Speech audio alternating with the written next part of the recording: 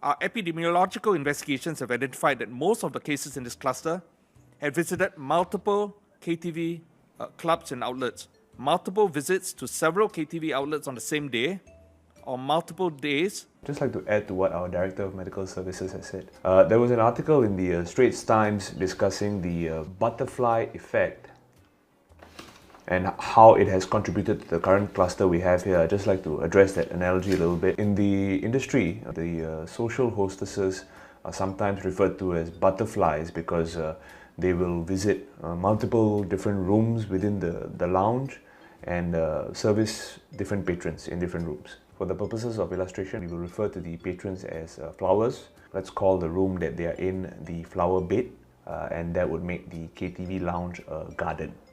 So essentially what happens is that the butterflies will go to one of the flower beds and visit some of the flowers there. Some of the flowers will request to have their nectar sucked, and that doesn't always happen because the nectar is not very sweet, to be honest. And then the butterfly will proceed to move to different flower beds where the cross-pollination might occur, and that's where we run the risk of the spread that we are seeing. The problem becomes more complicated because some of these butterflies don't limit themselves to one garden.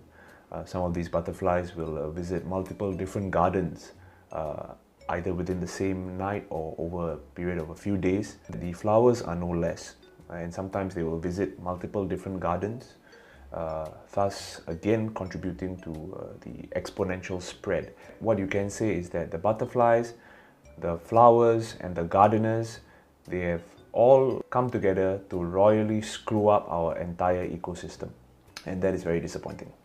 Moving forward, a lot of these butterflies are going to be sent back to their cocoons. As for the gardeners, a lot of them will have their gardening licenses revoked. Some of them might have to move into greenhouses to survive.